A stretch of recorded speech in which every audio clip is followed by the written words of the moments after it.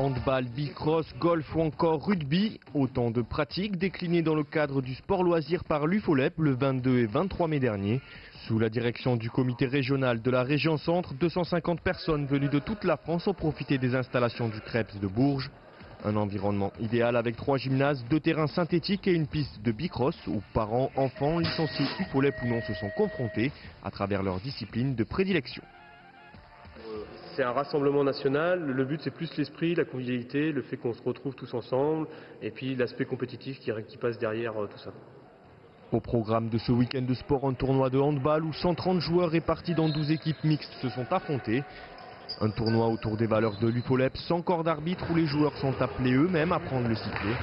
Une manière d'impliquer le joueur dans la gestion de son activité, le tout autour des notions d'échange et de plaisir où le résultat reste secondaire. On vient ici pour se faire plaisir, pour rencontrer les autres. D'ailleurs, il y a des noyaux de copains qui se sont créés d'une équipe à l'autre, qui se retrouvent d'une année sur l'autre. Les fidèles sont des noyaux de copains sans distinction de couleur de maillot. C'est la possibilité, quand pour certains d'entre nous on fait du club à côté, là de faire du mix et de profiter un petit peu, de jouer avec copains, copines et de s'éclater tous ensemble, donc c'est sympa. Le résultat est, on va dire, anecdotique. Ce qui compte, c'est que tout le monde joue, tout le monde s'éclate. C'est des équipes mixtes, il y a un classement, mais il n'y a pas de classement véritable. À la fin, il n'y a pas de vainqueur, il n'y a pas de podium, donc c'est ce côté-là qui est bien. Ouais.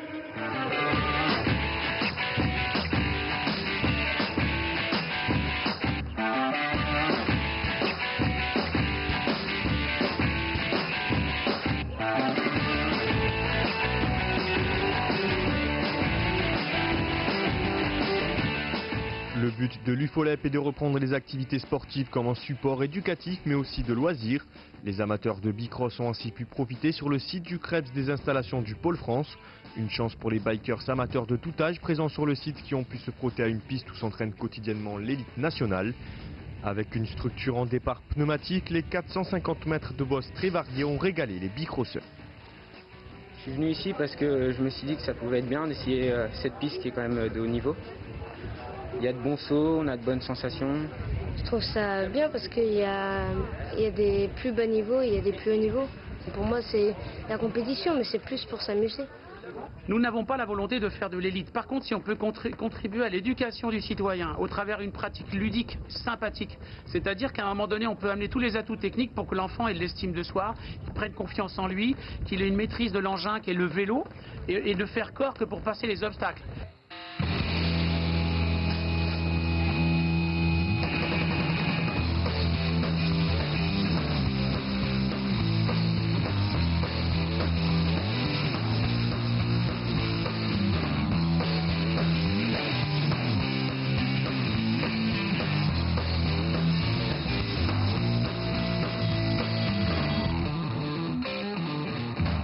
Forte de ses 400 000 adhérents, l'UFOLEP fédère plus de 100 activités sportives au sein de ses comités départementaux et régionaux.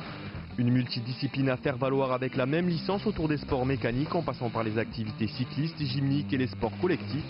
Le tout autour des valeurs citoyennes chères à l'UFOLEP. C'est dans cet esprit que pour clore ce week-end sportif, l'ancien footballeur Jimmy Adjoviboko était convié à venir présenter aux participants les projets de son association Jambar. Un projet qui s'inscrit dans la campagne mondiale pour l'éducation One Goal, soutenue par l'UFOLEP. En fait, c'est une association qu'on a créée il y a 10 ans tout juste et qui maintenant, qui a pour vocation de former des jeunes, autant sur le plan scolaire autant sur le plan footballistique que scolaire.